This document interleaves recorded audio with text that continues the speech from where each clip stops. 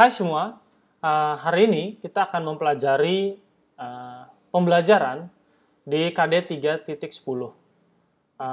Untuk KD-nya, untuk pengetahuannya yaitu mendiskusikan proses pembuatan video pendek, lalu untuk keterampilan membuat alur produksi video pendek. Untuk indikator pencapaian kompetensi, membuat alur proses video pendek atau nanti kita buat sebuah film pendek. Jadi nanti untuk tujuannya, peserta didik mampu menerapkan alur proses video pendek. Ngerasa golek laptop tak tuliske, tulisanku apik tur miring. Wes nganggo kertas sasake wae to ora ya iso. Tak tuliske wae ngono rame. Kene Rasa, Mas. Rasa nganggo iki wae.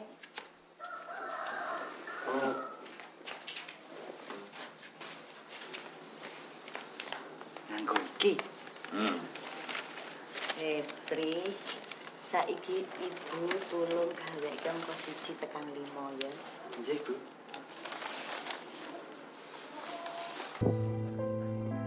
Jadi, ini film pendek karya Wargas Batu Neteja yang berjudul Lemantun, mengisahkan seorang ibu yang ingin membagikan warisan ke semua anaknya.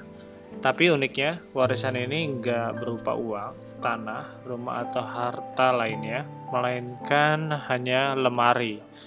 Jadi di sini karakter anaknya dan perbedaan sifat anak-anaknya terlihat, dan film pendek ini mendapatkan penghargaan film pendek terbaik di Short Film Festival 2015. Lalu film pendek terbaik Apresiasi Film Indonesia 2015. Film pendek terbaik Piala Maya 2015.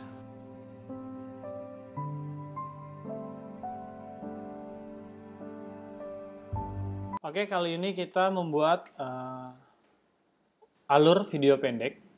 Apa aja sih yang harus kita siapkan untuk membuat video pendek? Yang pertama itu adalah dimulai dengan proses kreatif, di mana proses kreatif ini adalah tahapan proses kreatif yang tidak ada batasannya. Jadi kamu bebas untuk mengeluarkan ide-ide yang off the box tanpa perlu merasa khawatir idemu ditolak. Jadi semua prosesnya, jadi untuk ide sebuah film pendek semua harus dikeluarin ide-idenya. Jadi nanti saat idenya diberikan kepada tim, itu akan diolah lagi lalu diseleksi. Lalu setelah kita sudah membuat ide, lalu kita menyusun unsur intristik dan ekstristik cerita. Jadi kita membuat sebuah cerita dulu. Nah, untuk unsur intristik ini adalah unsur yang menjadi fondasi dasar yang tersusun di dalam batang tubuh sebuah karya. Jadi intristik ini ada misalnya kita membuat judul filmnya, temanya, penokohan, latar tempat, waktu, pola alur, bahasa yang digunakan.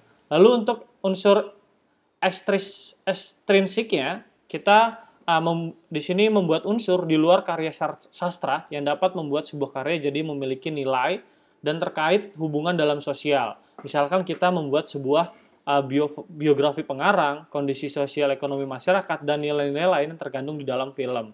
Jadi ada dua unsur yang harus kita perhatikan dalam membuat sebuah video pendek.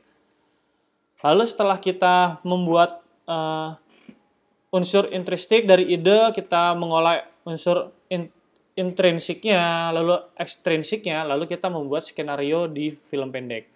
Nah, untuk skenario sendiri, ini yang dikategorikan dalam film pendek itu adalah di bawah 60 menit. Gitu. Jadi, nggak semua yang di atas 60 menit berarti bukan dikategorikan dalam film pendek. Nah, ini harus jadi dalam membuat sebuah cerita dan film pendek, kita harus kreatif untuk membuat sebuah film dengan batasan waktu yang ditentukan. Jadi ini harus cermat dan kreatif bagi scriptwriter saat mengolah skenario. Jadi skenario pun tidak terlalu panjang untuk ceritanya. Lalu dibutuhkan beberapa tahapan di akhirnya kamu dapat menyelesaikan sebuah skenario film pendek. Yaitu pertama kita harus tahu membuat premisnya, kita harus membuat premis, kita membuat sinopsis. Lalu yang ketiga, mengembangkan sinopsis menjadi naskah panjang. Jadi dari sinopsis yang cerita pendeknya, lalu kita membuat naskah panjang.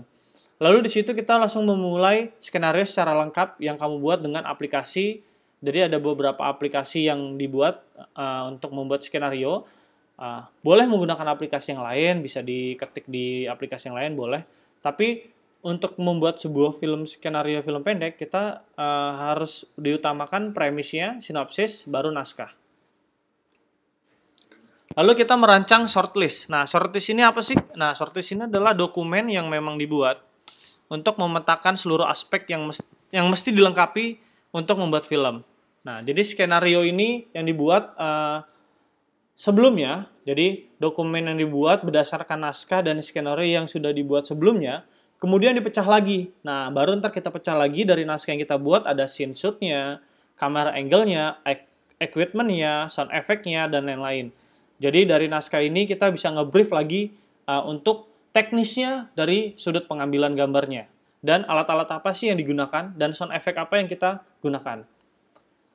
Nah, lalu ada merancang storyboard. Nah, di sini sudah kita membuat naskah, cerita, kita pecah lagi untuk beberapa scene shoot, kamera, dan sudut pandangnya.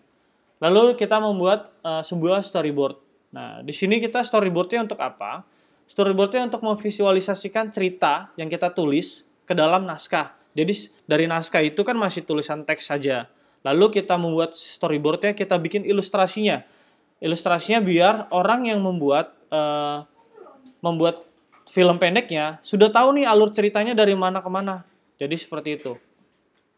Lalu ada research, namanya riset ke lokasi yang sudah dipilih. Contohnya sebagai video seperti yang berikut. Nah, lalu ada open casting. Jadi saat sebelum kita membuat sebuah film pendek, jadi kita harus membuat open casting dulu beberapa pemeran. Jadi kita open casting supaya